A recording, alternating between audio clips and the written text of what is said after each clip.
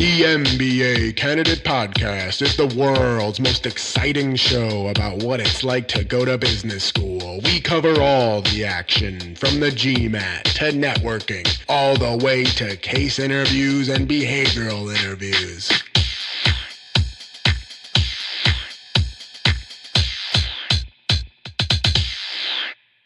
Welcome to the MBA Candidate Podcast, the show that interviews business school students about life. I'm your host, Adam Miller, a first-year MBA student at the University of Virginia, Darden School of Business. Today, we'll be speaking with Jorge, a first-year MBA candidate at the Tuck School of Business.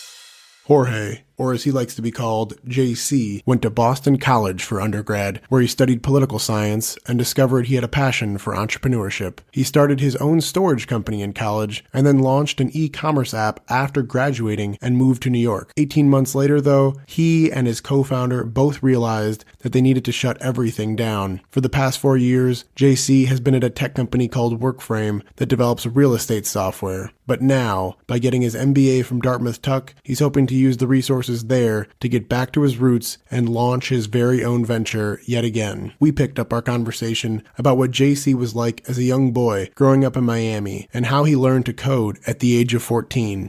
My mom owned a retail store that sold clothing for babies, and she wanted to build a website, an online store. And so without knowing how to code at all, I told her that I could definitely build her a website where she could sell her things. And so that was my first exposure to development and coding. And I was awful at it. I quickly found out that it was much, much harder than I thought it was. But it sort of, kind of sparked a little bit of a fire and really got me interested in figuring out how to make that stuff work. So when you were at Boston University, what kind of projects did you do in class? What kind of things did you do over the summers? And were you already starting to play around with starting your own business at that point? Yeah, so I actually started a business when I was in college. I was in the Entrepreneurship Club. I think I joined when I was a sophomore, and I founded a business also when I was a sophomore with one of my friends, one of my floor mates actually. And we basically offered different shipping and storage logistics for students throughout the summer. So we would sell boxes and take those boxes and store them in warehouses or ship them across the country, actually sometimes across the globe. I remember a tricky challenge where we had to ship something to a remote island. I think it was in Thailand. And that was a little bit difficult dealing with customs and that sort of stuff. But it was a fun experience. And so for us, the competition was really just a bunch of warehouses and UPS stores. We decided that we could use technology. My partner and I decided that we could use technology to kind of set up a supply chain that was more efficient. We were able to get prices really, really low. That gave us the opportunity to make some headway there. And it was a pretty good, solid, successful business that we ran for 2.5 years. So does that mean that you didn't do any recruiting for any internships over the summer, or didn't recruit for any jobs right after you graduated? Yeah, I did not recruit or even have an interest in looking for a job after graduating. I did do a few internships when I was in school. I did one internship at a small business. Again, I have sort of an entrepreneurial kind of vibe to me, just deep within. It's just a personal passion of mine. And so I joined a very small company just as a general intern, kind of doing whatever I could. I think when I was a sophomore. And then I did a consulting internship the summer leading into my senior year. And that was just because you talk to career development offices and you talk to your parents and that sort of stuff. And when you're 20 years old, they tend to put a lot of pressure on you. And so I think I ended up falling for that, or succumbing to that pressure a little bit. And so got more of a traditional internship. But by the end of it, I knew that it absolutely was not for me. And so when it came time to graduate, I knew that I was not going to be going in that direction at all. Were you still getting pressure from your friends and family as you graduated from college? I think I stopped listening to the career development office pretty much after that internship, when I thought that they were kind of just, pushing me through the pipeline, so to say. And my parents, I think, were understanding that once I had gone through this and had decided it wasn't for me, they knew that at least I had given it a shot and not just sort of outright rejected it. And so they were very supportive. They've always been very supportive of the ideas that I have, and I tend to jump around a lot. So they've always encouraged kind of my creativity and diving into those sorts of things. And they knew that I was able to kind of support myself financially. So no, I didn't feel like I was getting pressured after a certain point. Good for you, man. It's cool that you gave something like consulting a shot, but it's particularly refreshing to hear that you didn't let it suck you in. Let's talk a little bit more about entrepreneurship. When did you and your floor mate at BU start that storage business? And how did you get it off the ground? I'm guessing you had to go and raise money? We went to our parents and we asked for a few $1,000s. I think we combined got like $4,000 from them and then put in maybe another $1,000 each. And that was our seed money. And so we took what was not a lot of money and tried to figure out how to make a business that was super inventory intensive. And that's where this idea of figuring out how to use technology to kind of stretch that dollar. And so that was super fascinating. That was just a ton of fun and a lot of hard work. And I mean, actual physical hard work. We were very, very scrappy. We cut a lot of costs by just doing things ourselves. So I'm not a very big guy. I weigh about 145 pounds. And so, there I was carrying boxes up and down 5 flights of stairs in the middle of Boston. As a kid, you're a little bit overconfident and you think that things are going to go in a certain way. And so that business was a real shot in the arm. And we were able to figure out that, or we were able to learn that things don't go the way you expect and you have to be able to adapt. And so, yeah, it was an awesome learning experience. Can you walk me just through like what a typical day, if you had a typical day, was in that startup? So it all depended on the season. If we were in season, which was basically the ends and the beginnings of semesters, then we were doing the physical stuff, driving trucks, picking up boxes, doing deliveries, that sort of stuff. And if we were not in season, we were basically just me and my buddy, we were just strategizing on how we were going to beat out everybody else that was out there. It was a very, very crowded space. Boston obviously has tons of students and tons of colleges, tons of warehouses too. It's there's sort of an industrial kind of underbelly to Boston. And so there's a lot of people offering these services. And we were strategizing on how we were going to get in there and how we were going to kind of wedge our way and make some room. And so a typical day was wake up around 8 or 9, go to the gym with my roommate, stuff like that, regular college things, do class in the morning. And then by the afternoon, maybe around 2 p.m. or so, we would book a study room in the business school. And my friend and I would just stay there for like 7 hours at a time, just running through different strategies, crunching numbers, trying to figure out and brainstorm what we would do in order to,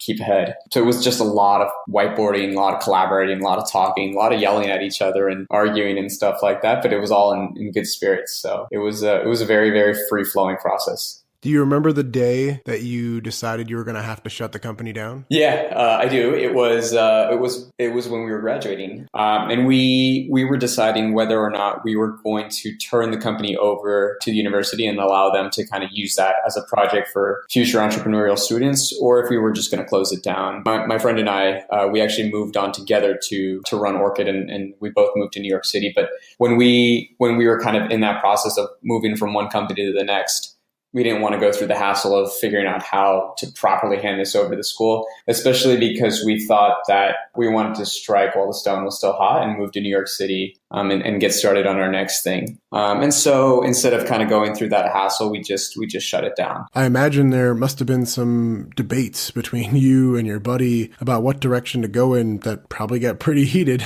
What was this next idea? You said it was called Orchid? Yeah, so Orchid was an iOS shopping application. So when the iPad came out, I think I was a senior in college, and my friend and I saw the iPad and we thought this thing is a game changer. This is something that we imagined was going to be in every living room in America, that people were going to be sitting at from 7 p.m. to 9 p.m. at night, on their couches or in bed at 10 p.m. at night, just browsing, checking emails, looking at different things. And we thought that there was a huge opportunity for online shopping to step into that position. We moved to New York City. We launched that, built out the product, raised a little bit of money for that, hired a team and all that kind of stuff, set up partnerships with about 40 different brands. And then we just launched it and saw where it took us. And overall, that process was like a year and a half that we worked on Orchid. The funny thing about Orchid is that the product actually did pretty well.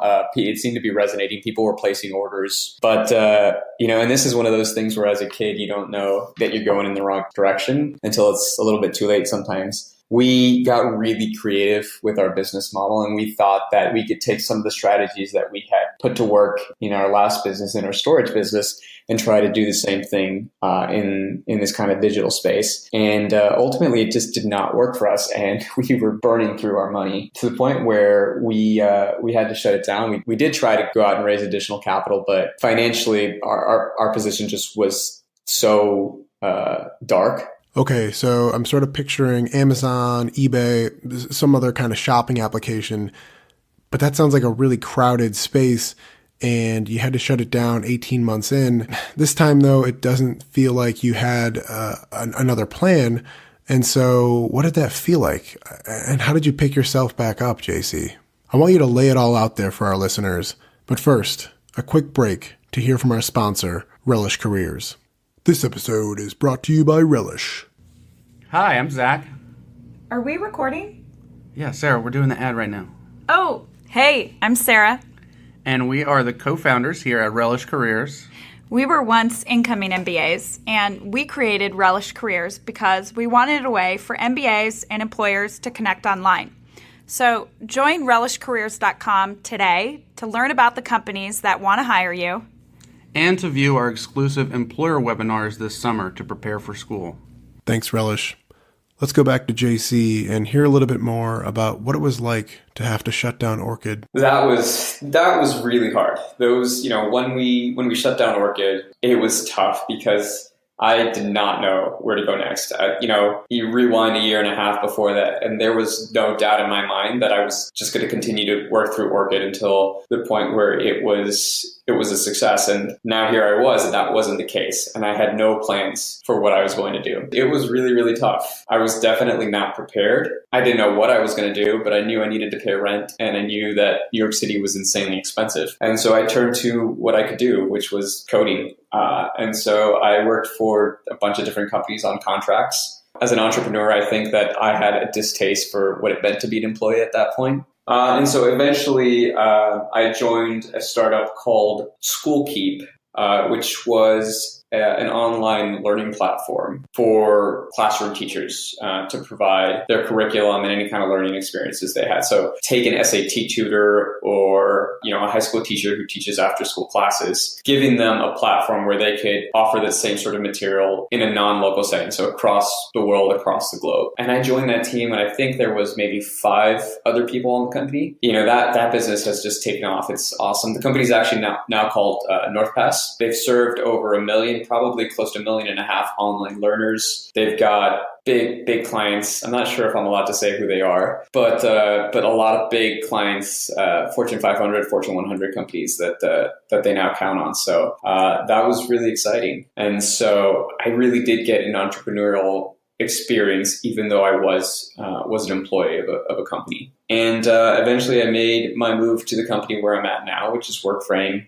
Joined the company very early on. I think I was the 4th or 5th employee here as well, and have taken that company or have been with that company to the point where we're now 40 people, just closed our Series B financing, and things are looking really promising. At what point in this journey did you decide that business school was going to make sense? Maybe I didn't know necessarily that it was going to be business school, but I definitely knew that I wanted to go back to school in a graduate setting or a professional setting for a couple of reasons. One, I really like school. I like the challenge that comes with school. I like the academic setting. That sort of stuff I think really piques my intellectual curiosity. Once I kind of made my way into software development and software engineering as a career, I'd gained a lot of understanding for what it took to build a real product. I knew that if I wanted to go back to having my own business at some point, that there was a lot of different things that I had to learn. And so that's where I started to consider business school, and I started to think about the importance of accounting and the importance of finance and the importance of general management and really, I think more important than anything, being able to lead teams and having that kind of leadership background when you're an entrepreneur. Business school really started to tick all of those things. And it felt like a good opportunity for me to not just pick up the skill sets that I felt like I was lacking and really wouldn't be provided by a career in software development, but it also provided a platform and an opportunity for me to build out those sort of softer, more intrinsic skills, that I think are critically important for anyone, but especially so for someone who's going to build their own company. I think it was about, maybe 2 years ago that I decided that an MBA was probably the right thing for me in terms of grad school, and then started that crazy process, which, as you know, Adam, is truly crazy. Yeah, it's insane. What did you think your chances were at each of the schools you applied to? I felt pretty good about my chances at most of the schools I applied to. So I applied to Tuck, of course. I also applied to Yale. I applied to Michigan, Stanford, and MIT. And I felt pretty good about all of them, except for Stanford. I felt like Stanford was a reach for me. But considering my background and considering that I want to stay in tech and in entrepreneurship, Stanford just felt like a logical school that I had to apply for, regardless of what my chances or what the outcomes would be. Even if you have the perfect resume, Stanford only accepts like 7-8% of applicants each year. So you still need to have a lot of luck. I mean, that goes for any of the schools who are in the top 25. You generally have like a 10 to 20% chance, which is probably why people apply to more than one program. And even then, who knows what your individual chances are going to be in any given year. It's hard. I'm not going to lie. It's hard to sort of judge yourself because it is a very, very vague black box type of scenario, I think, with admissions. And, you look at all the stats and you compare yourself against all that kind of stuff. At the end of the day, you still just don't know where you're at. But I felt pretty good. I felt like I had really spent a lot of time understanding the programs and what they offered and what kind of students they were looking for and figuring out where they matched up with me. And I started the overall process with a lot more schools and schools that I definitely thought I was going to apply. And then as I learned more about them and as I learned more about myself and what I was looking for, I think just a few started to emerge out of that. If you could go back to 2 years ago, what advice would you give yourself? Start earlier.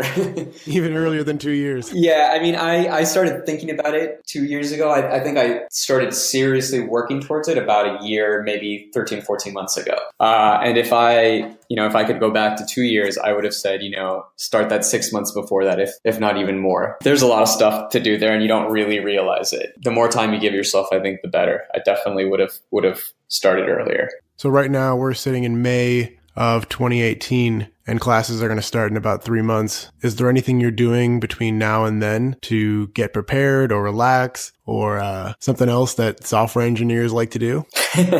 So software engineers, we like to code in order to relax. And so I've been doing a lot of that, just exploring different things. I've got a strong personal interest now over the last year and a half that's started to develop in artificial intelligence and machine learning. And so I've been diving into that a little bit. I'll leave my job sometime in July, which will give me about a month and a half off. I plan to not do much during that time, just really kind of just take a breather before classes start. So of all the things you've done in your career, JC, what's the thing you're the most proud of? That's a really tough question. It's funny because it's the thing that is probably my biggest failure at this point, but I'm most proud of going after Orchid, giving it a shot.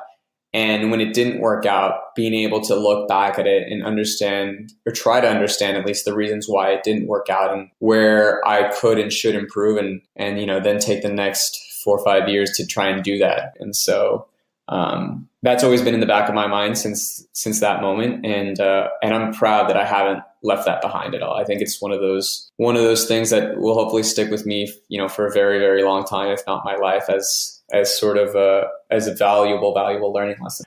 Let's talk a little bit about next summer for summer of 2019 internships, and then maybe even after graduation, if that's not too far in advance. Do you see yourself going to a startup, trying to do something entrepreneurial again, or do you see yourself going and working as an employee at a big company?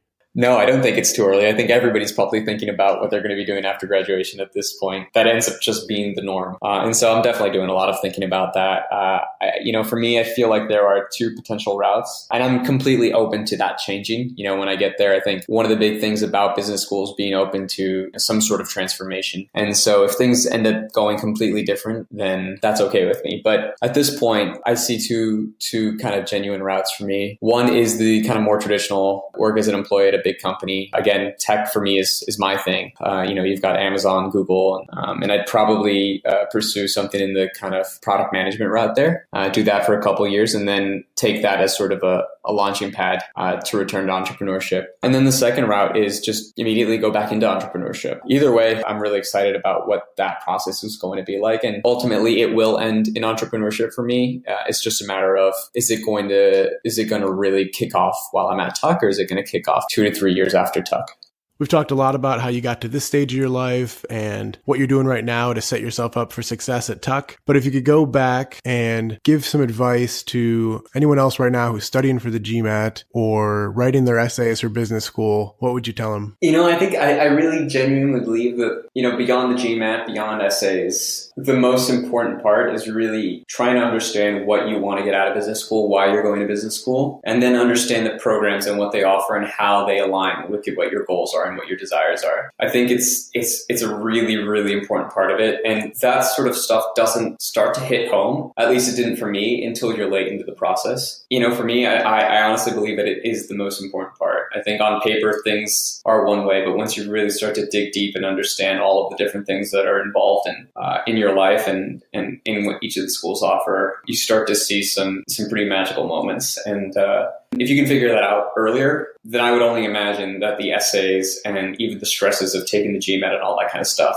start to go away. I got to tell you, I'm really excited to see what you end up doing next summer and in 2020 after you graduate. Would it be okay if I shot you a note to try to have you back on the podcast then? Yeah, absolutely. I'm excited. I think this is going to be a fun thing. I'm excited for your podcast too. I want to listen to the other episodes. I want to see what everyone else is doing because it's a really, really good group of people, I think, who are going to be a part of this. So I'm happy to continue helping out and giving my perspective and insight into my journey.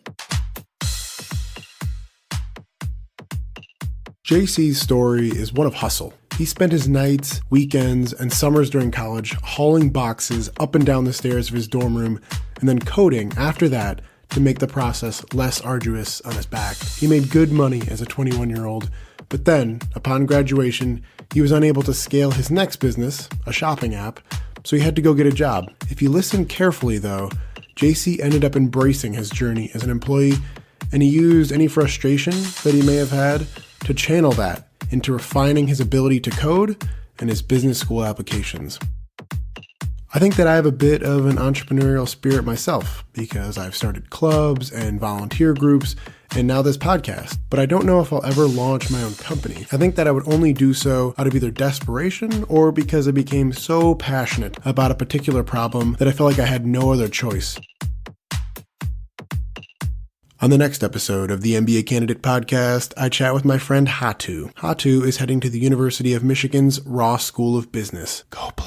Hatu is a big guy with a big personality. When he walks into the room, the mood changes. Not only is he the life of the party, but he's also the life of a serious business meeting or boring class. I knew Hatu was going to want to keep things light and fun, so I asked him some tough questions. For example, we talk extensively about race. Hatu is from Nigeria, but he's albino, and my father is black, but I barely look mixed because of how fair my mom's skin is. Hatu and I talk about what it means to be open and authentic and why humor is an amazing way to get people on the same page. He's worked at places like Bridgewater and AQR, so we chat about what it's like to be surrounded by folks who are equally as interested in honesty as they are in results. I hope you can join us on next week's episode as we laugh and as we get real. I'm Adam Miller, and this is the MBA Candidate Podcast.